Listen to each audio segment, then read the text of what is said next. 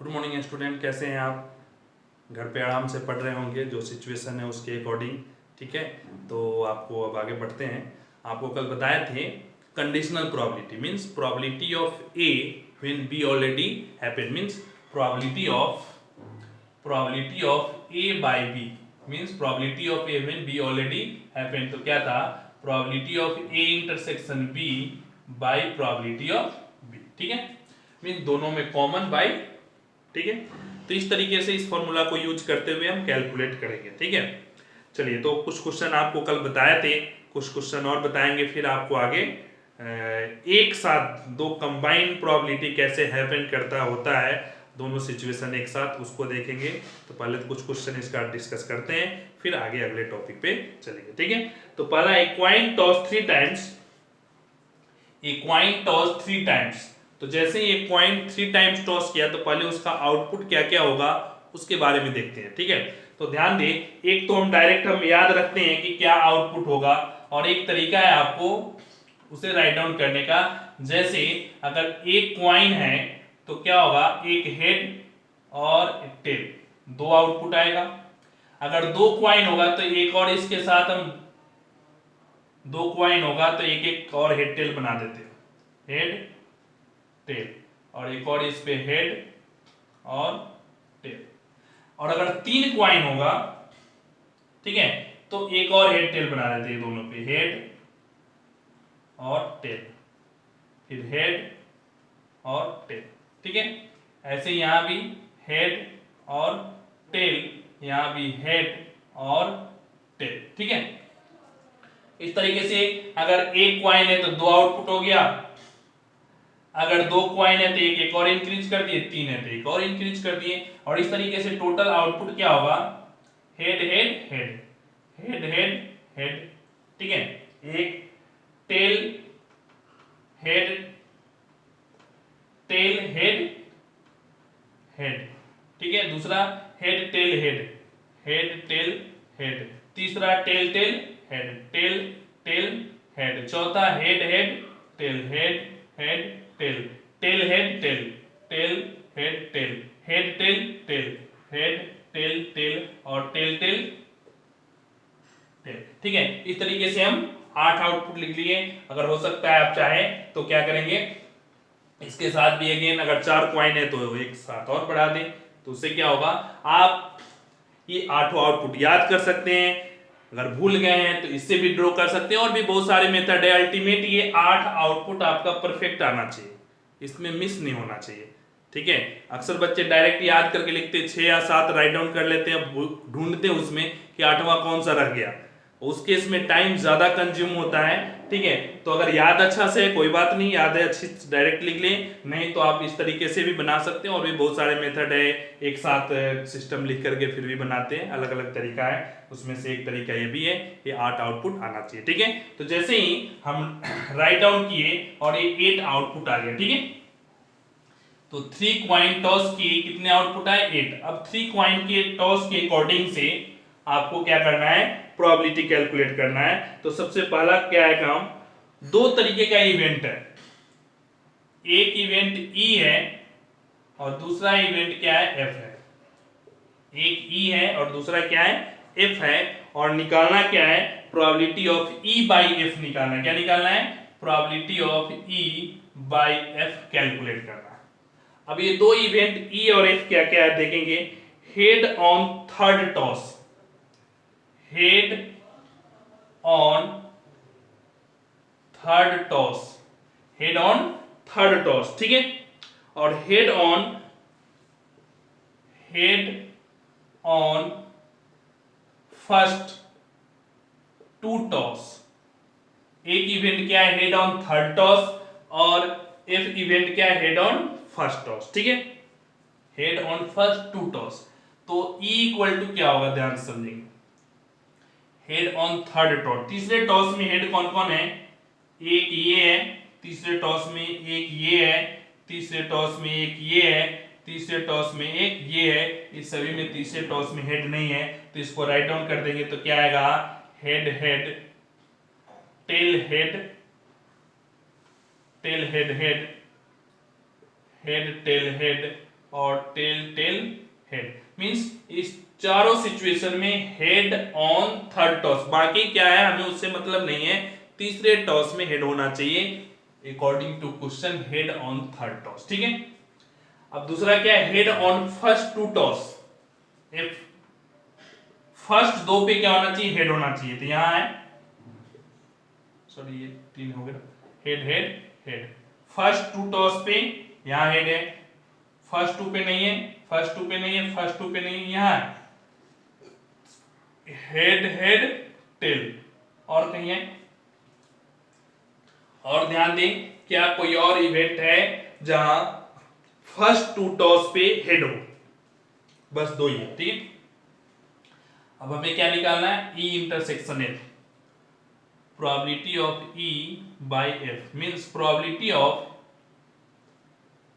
E intersection F bye probability of F. ठीक है, clear हुआ। अब इसको मिलाते हैं, और भी अलग अलग ई और एफ का कंडीशन बदलेगा, यहां से हम राइट डाउन करेंगे ई एफ और सेम प्रोसेस से कैलकुलेट करेंगे। ठीक है, तो यहां हम देखते हैं,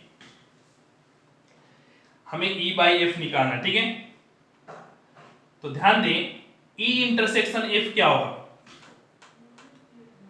ई इंटरसेक्शन एफ इक्वल टू क्या, दोनों में कॉमन एक ही है, कौन सा है, H H H.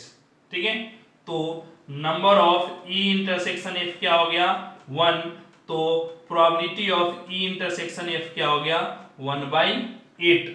Probability of E intersection F 1/8, और प्रोबेबिलिटी ऑफ एफ क्या होगा, नंबर ऑफ एफ कितना है, 2/8। समझ में आया, क्लियर हुआ।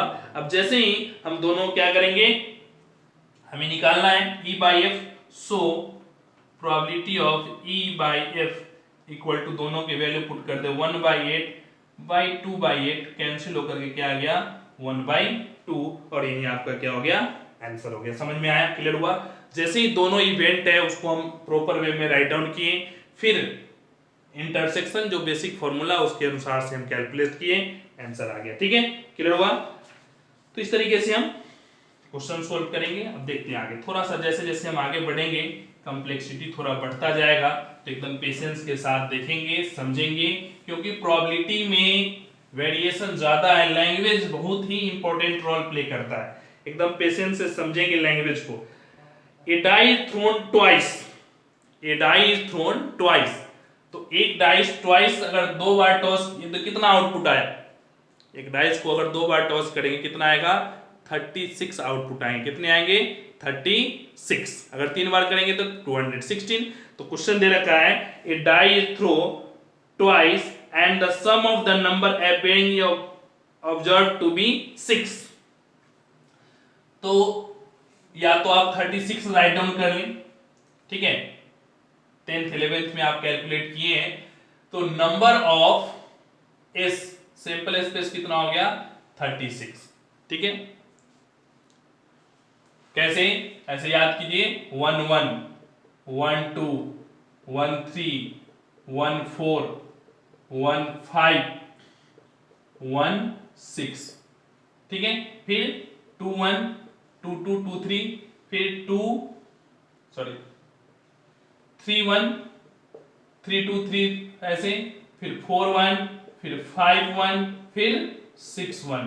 इस तरीके से अगर हम देखते हैं तो हमारा क्या आ जाएगा, लास्ट में 6 6 आ गया, और ये 36 आ जाएगा 6 1 6 2 6 3 6 4 और 6 5। ठीक है, इस तरीके से हम सभी कंप्लीट कर लेंगे, तो हमारा नंबर ऑफ सैंपल स्पेस कितना आ जाएगा, 36। तो डायरेक्ट लिख देते हैं, आप कैलकुलेट कर चुके 11th और 10th दोनों में बहुत बार क्वेश्चन ही आता है, आप उम्मीद करते जानते होंगे, नहीं तो आपको थोड़ा सा आइडिया बता दिए कैसे हम 36 आउटपुट लिख सकते हैं। ठीक है, बहुत ही इंपॉर्टेंट है ये 36 का आउटपुट डायग्राम, बहुत ज्यादा क्वेश्चन इसमें वेरिएशन करता है, अलग अलग सिचुएशन है, कितने सम है जिसका 8 है, कितने सम जिसका 6 है, कितने सम जिसका 12 है, कितने सम जिसका 5 है। ठीक है, सम 5 है तो फर्स्ट इवेंट 4 है, सम 5 है तो फर्स्ट इवेंट 3 है। तो इस तरीके से इनफाइनाइट में बहुत सारे सिचुएशन हम बना सकते हैं, और सभी केस में प्रोबेबिलिटी कैलकुलेट करते हैं। ठीक है, तो बहुत ज्यादा इसमें कैलकुलेशन है, बट सारे काम क्या है इस 36 आउटपुट में ही होते हैं। तो चलिए क्वेश्चन देखते हैं। अब क्या है, the sum of the number of appearing is observe to be 6। अब इसमें देखेंगे 6 कितने हैं जिसका सम, तो सपोज करते let A B the event, ठीक है, जैसे ही हम ए बी जो भी हम सपोज करते हैं, क्या आप सपोज किए हैं, ए क्या है उसका लैंग्वेज राइट डाउन करें। तो ए क्या है, sum on the number A B the event sum appearing on both are 6, ठीक है, A B the event sum is 6, ठीक है। क्वेश्चन में दिया हुआ रहेगा कि ये फर्स्ट क्या है, जैसे क्या है question, sum of the number appearing is observe to be 6 observe हुआ। तो अब देखेंगे a इक्वल टू क्या क्या आएगा, 6 में क्या क्या आ सकता है। तो ध्यान दें 6 में देखेंगे तो फर्स्ट में 6 कब आएगा, एक ही इवेंट आता है 15 सम क्या आएगा 6 आएगा, ठीक है। तो 15 भी आ सकता है, 51 भी आ सकता है, 2 हो गया, 24 भी आ सकता है और 42 भी आ सकता है, ठीक है। सम क्या आएगा 33 आएगा, क्लियर हुआ। इसके अलावा किसी और का सम 6 हो सकता है, किसी और का अलावा इसके अलावा सम 6 हो सकता है, नहीं। कितने हो गए 2 4 और टोटल केस कितने आ गए 5 आ गए, ठीक है। तो ए नंबर, तो नंबर ऑफ ए कितना हुआ 5, तो प्रोबेबिलिटी ऑफ ए कितना आ गया 5/36, ठीक है। पहला कंडीशन क्वेश्चन पढ़े, a dice is throw twice, 36 output हो गया। नेक्स्ट लैंग्वेज पढ़े क्या, sum appearing on both are 6, तो सम 6 के रिगार्डिंग कैलकुलेशन किए। अब नेक्स्ट स्टेप पढ़ेंगे, ठीक है। What is the conditional probability that number 4 has appeared at least, what is the conditional probability number 4, तो बी इज इवेंट, ठीक है, B is event 4 is appeared, ठीक है। जो भी लैंग्वेज दिया है क्वेश्चन में उसके अकॉर्डिंग बी क्या है, ऐसा इवेंट है जिसमें कम से कम एक बार एटलीस्ट 4 क्या हो रहा है अपीयर हो रहा है, ठीक है। तो बी क्या क्या होगा, ध्यान दें, बी का कंडीशन निकालना है, तो बी क्या क्या होगा जिसमें कम से कम एक बार 4 आ रहा है। तो ध्यान दें 4 आ रहा है तो किस किस में होगा, 4 1 4 2 4 3 4 4 4 5 4 6, ठीक है, 4 1 से लेके 4 6 तक हो गया। अब देखेंगे 1 4 2 4 3 4 4 4 ऑलरेडी आ गया है, 5 4 और 6 4, ये 11 ऐसा इवेंट है, ठीक है। इस 11 इवेंट में कम से कम एक बार 4 विल अपीयर एटलीस्ट 1, एक बार अपीयर होगा ही होगा, नहीं देख ले सभी में कम से कम एक बार 4 अपीयर है, क्लियर हो गया। अब निकालना क्या है, ध्यान से देखें, sum of number appear observe to be 6, what is the conditional probability that number 4 has appear at least once, means इसका कंडीशनल निकालना है, means probability of B by A निकालना है, ठीक है। What is the probability of B, what is the probability at least once, तो b by A निकालना है। तो प्रोबेबिलिटी ऑफ b बाई क्या होगा, probability of a intersection b by probability of a, ठीक है। तो a इंटरसेक्शन b, a और b में कॉमन कितना है, तो इस दोनों में 4 है, ये दो एलिमेंट 2 4 और 4 2, ये दोनों क्या हो गया कॉमन, तो दोनों में कॉमन कितना हो गया 2, तो 2/36 प्रोबेबिलिटी हो गया, और a कितना है ऑलरेडी 5/36 दे रखा है, कैलकुलेट कर चुके हैं, दोनों को डिवाइड करेंगे क्या आएगा 2/536 से कैंसिल होकर के, तो b बाई ए क्या आ गया 2/5। समझ में आया, एकदम पेशेंस से देखेंगे, पार्ट बाय पार्ट कैलकुलेट करेंगे, आपको एकदम परफेक्ट कैलकुलेशन आ जाएगा कि कौन सा और क्या होगा, ठीक है। समझ में आया, क्लियर हुआ। चलिए तो अब थोड़ा सा और देखेंगे अलग टाइप के क्वेश्चन लैंग्वेज, ठीक है, और उसके अकॉर्डिंग सोल्व करेंगे एकदम पेशेंस से। अगला क्वेश्चन है थोड़ा सा लैंग्वेज इसका और टफ है, ध्यान से समझेंगे।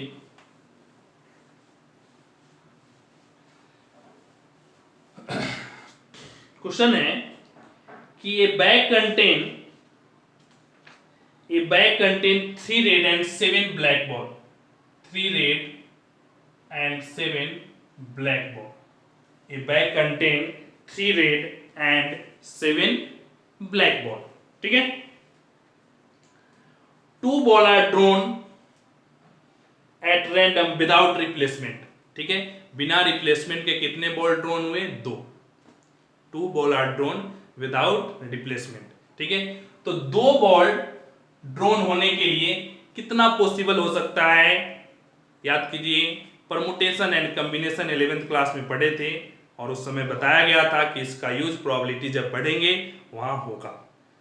तो पहले अब इस एक लाइन का कैलकुलेशन एक एक आपको अक्सर बता रहे हैं, लगभग फर्स्ट एक्सरसाइज कंप्लीट होने पे है। तो आप देखेंगे हर क्वेश्चन में क्या एक एक लैंग्वेज, एक एक लाइन हम पढ़ते हैं और उसके अकॉर्डिंग काम करते हैं। हर लैंग्वेज का अपना मीनिंग है, जब तक लैंग्वेज का मीनिंग समझ में नहीं आया आप कैलकुलेट नहीं कर सकते हैं। तो सबसे पहला प्राइमरी वर्क है, एक लाइन पढ़ें, उस लैंग्वेज के समझें और काम करें। इस तरीके से एक एक पार्ट पढ़ लें, एक और ओवरऑल क्वेश्चन पढ़ सकते हैं, फिर एक एक लाइन एक एक पार्ट पढ़ सकते हैं और फिर एक्सप्रेशन बनाएंगे। डायरेक्ट आप सोचे कि हम एक ही बार में बना दे सब कुछ सीख जाए, प्रोबेबिलिटी इतना आसान नहीं है। प्रोबेबिलिटी का मेन वही क्वेश्चन को समझना ही प्रोबेबिलिटी में टफ है। जब एक बार समझ गए तो देख रहे हैं कैलकुलेशन तो 2 से 3 लाइन का LCM, add subtract divide LCM लेना है, उसमें तो कोई दिक्कत है नहीं। मेन है लैंग्वेज को कन्वर्ट करना। ठीक है, यहाँ कंसेप्ट है, इसको समझने की जरूरत है। ठीक है, तो ध्यान देंगे 3 रेड और 7 ब्लैक बॉल है, 2 बॉल ड्रॉन करना है विदाउट रिप्लेसमेंट। विदाउट रिप्लेसमेंट एक बॉल निकालें, देखें और उसको बाहर रख दें। ठीक है, तो ध्यान देंगे नंबर ऑफ सैंपल स्पेस क्या आएगा, डायरेक्ट लिखते हैं। टोटल बॉल कितना है? 7 + 3 10। तो फर्स्ट बॉल निकालने का ऑल पॉसिबल केस कितना होगा? 10। फर्स्ट बॉल हम कोई भी 10 में से एक निकाल सकते हैं, तो ऑल पॉसिबल केस कितना हुआ? 10। ठीक है, एक बॉल देखें, निकाल के उसको बाहर रख दिया। अब केस कितना बच गया? कितना है उसमें? 9। तो दूसरे बॉल के लिए टोटल पॉसिबल केस कितना हो गया? 9। दैट मींस सैंपल स्पेस कितना आ गया? 90। समझ में आया? अगर यही विथ रिप्लेसमेंट होता तो पहले के लिए भी 10, दूसरे के लिए भी 10, टोटल कितना हो जाता केस? 100। बट यहाँ क्या है? विदाउट रिप्लेसमेंट है, मींस एक देख लेंगे तो उसको बाहर कर देंगे, अगले में केसेस कम हो गया। टोटल सैंपल स्पेस कितना आ गया? 90। ठीक है, अब ध्यान से समझेंगे नेक्स्ट कंडीशन क्या है। नेक्स्ट है 2 ball are drawn at without if the second selection is given to be red. क्या है? सेकेंड क्या है? रेड गिवन है। सेकेंड क्या है? रेड है। तो अब ध्यान देंगे, सपोज करते हैं A B the event whose second selection is red। ये ऐसा इवेंट है जिसका सेकेंड सिलेक्शन क्या है? रेड है। तो ध्यान देंगे अगर सेकेंड सिलेक्शन रेड हो तो क्या क्या हो सकता है। सपोज करते हैं 3 बॉल है तो R1 R2 R1 हो सकता है, R3 R1 हो सकता है, इसका सेकेंड रेड है। B1 R1 हो सकता है, B2 R1 हो सकता है, dot dot to B7 R1 हो सकता है। ध्यान समझिए सभी का सेकेंड सिलेक्शन R1 है, रेड है। एक केसेज ये बना। दूसरा देखेंगे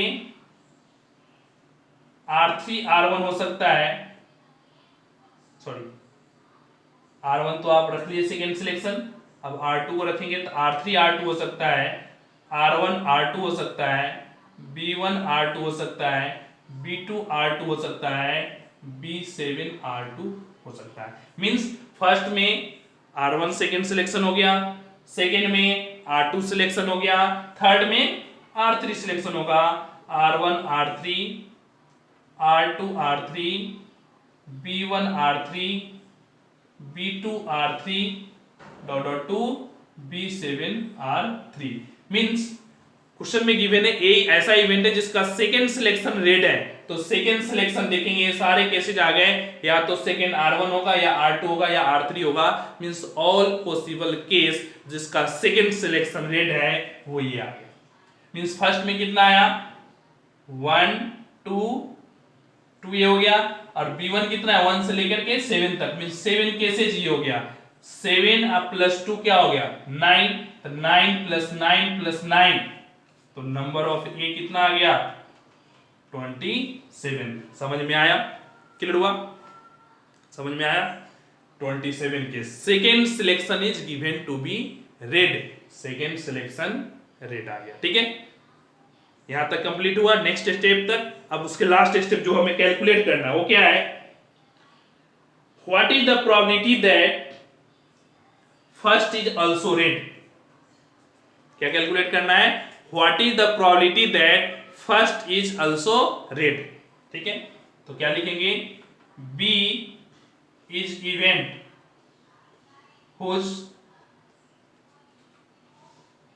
first is red, first selection is red, first is red. ठीक है, बी क्या इवेंट है जिसका फर्स्ट क्या है रेड है, यहां सेकेंड सिलेक्शन रेड था, यहां क्या है फर्स्ट सिलेक्शन रेड है, तो ध्यान दें ये उल्टा कर दें, नहीं फर्स्ट सिलेक्शन इज रेड, तो आप चाहे तो इस टाइप से लिख दें, या आप देखें R1 R2 R1 R3 R1 B1 R2 B sorry R1 B2 से लेकर के R1 B7। ठीक है, R2 R1 R2 R3 R2 B1 R2 B2 से R2 B7 तक। ठीक है, R3 R1 R3 R2 R3 B1 से R3 B7 तक। यहां देखेंगे सभी का फर्स्ट सिलेक्शन क्या है रेड है। ठीक है, ये हो गया बी, जिसका हमें क्या करना है प्रोबेबिलिटी निकालना, find the conditional probability of B, जिसका फर्स्ट रेड है, ए गिवन है मींस ए ऑलरेडी हैपेंड है, बी की प्रोबेबिलिटी निकालना है, मींस हमें निकालना क्या probability of B by A, means B की निकालना है कब, जब ए ऑलरेडी हैपेंड हो, तो probability of A intersection B by probability of A. Solve करेंगे तो ए इंटरसेक्शन बी दोनों में कॉमन क्या है, तो जो ये 6 एलिमेंट है, ये जो 6 एलिमेंट है आप देखेंगे दोनों में सेम है। ठीक है, इधर से आप कंपेयर करेंगे तो ये 6 एलिमेंट इस 6 एलिमेंट का सेम है, तो क्या आएगा 6/90 बाई प्रोबेबिलिटी ऑफ ए कितना हो गया 27/90।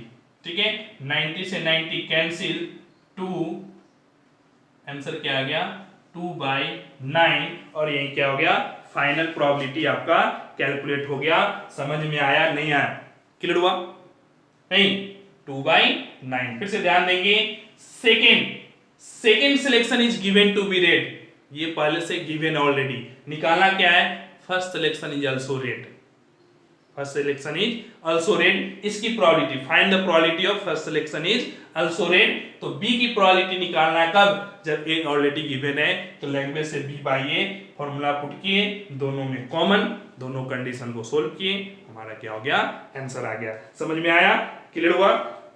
ठीक है, तो अब देखते हैं अगला जो कंसेप्ट आपको बताए थे कि अगर एक साथ दोनों इवेंट हैपन हो, एक साथ हो, तो कैसे हम कैलकुलेट करेंगे। तो ध्यान देंगे, थोड़ा सा उसका एक अलग सा फॉर्मूला है, बाकी जो फॉर्मूला आप जानते हैं उस टाइप से ही है, ध्यान समझेंगे। Probability of A by B क्या लिखते थे, probability of A intersection B by probability of B.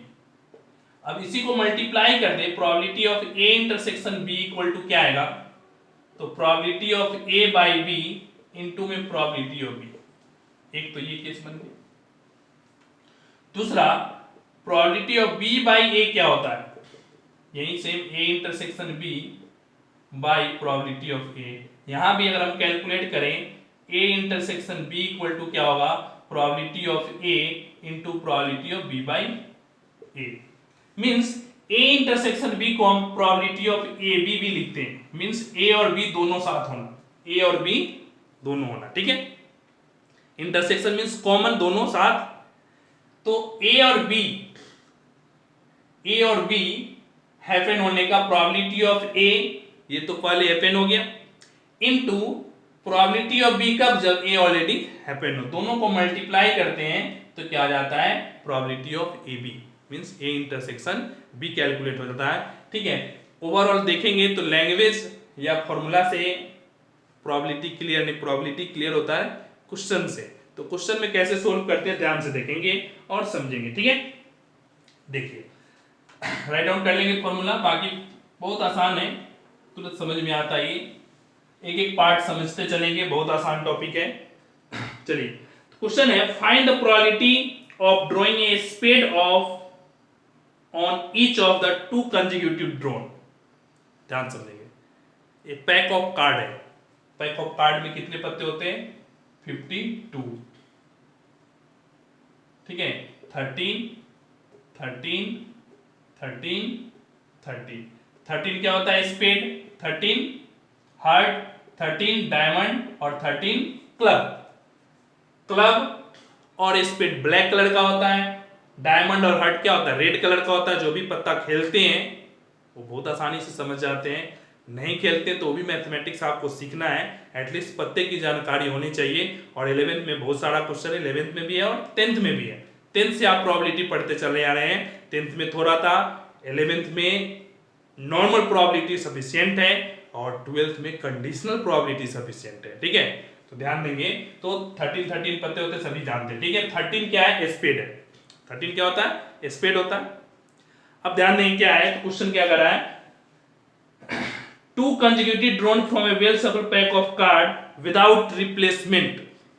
इसकी प्रोबेबिलिटी निकालना है कि दो कार्ड ड्रॉन करें विदाउट रिप्लेसमेंट, मींस एक कार्ड ड्रॉन करे उसको वापस रखे नहीं, एक कार्ड ड्रॉन करे और उसको बाहर कर दे, फिर दूसरा कार्ड निकाले। तो इसकी क्या प्रोबेबिलिटी है कि दोनों का दोनों क्या हो, क्या हो, स्पेड हो, दोनों का दोनों क्या हो, स्पेड, ठीक है। तो नंबर ऑफ सैंपल स्पेस क्या हो गया, 52। नंबर ऑफ सैंपल स्पेस क्या हो गया, 52। ए सपोज कर लें, A is the event, A is the event first drawn is spade, लिखेंगे A is the event first drawn is क्या, spade. So number of A कितना आएगा, 13। A is the event first drawn is क्या, spade. तो total spade कितना होता है, 13, number of A क्या हो गया, 13। तो प्रोबेबिलिटी ऑफ ए क्या आ गया, 13/52। क्लियर हुआ, समझ में आया। एक स्पेड फर्स्ट ड्रॉन में एक स्पेड आया, देखे और उसको बाहर रख दिए, बाहर रख देंगे तो क्या होगा, अब टोटल पत्ते कितने हुए, एक के हम देखे विदाउट रिप्लेसमेंट, मींस एक देखना है उसको बाहर कर देना है। तो पहले 52 पत्ता था, नहीं, अब एक पत्ता क्या हो गया, कम हो गया, तब कितने हो गए, 51। तो सेकेंड कंडीशन के लिए सैंपल स्पेस कितना हो गया, 51। सेकेंड कंडीशन के लिए नंबर ऑफ स्पेड कितना हो गया, एक स्पेड आप बाहर कर दिए, 12, ठीक है। तो अब क्या लिखेंगे, B is the event second drawn is spade, B is the event second drawn is event, sorry spade, ठीक है। तो probability of B by A क्या होगा, मींस बाई ए इसलिए किए कि ए ऑलरेडी पहला काम हो चुका है, पहला एक स्पेड हम निकाल करके देख चुके हैं और उसको बाहर रख चुके हैं, means first event already happened है। तो इसलिए probability of B when A already happened क्या होगा, 12/51। समझ में आया, 12 क्यों हुआ, क्योंकि एक स्पेड हम ऑलरेडी बाहर कर चुके हैं। टोटल पत्ता 52 था, एक कम हो गया तो 51। तब क्या निकालेंगे, probability of A intersection B, that means probability of A B equal to, formula से according probability of A into probability of B by A, दोनों को मल्टीप्लाई करेंगे, 13/52 इंटू 12/51, ठीक है। कैलकुलेट करें, क्या आ गया 1/17 कैलकुलेट किए और क्या हो गया, यही हमारा आंसर आ गया। समझ में आया नहीं आया, क्लियर हुआ?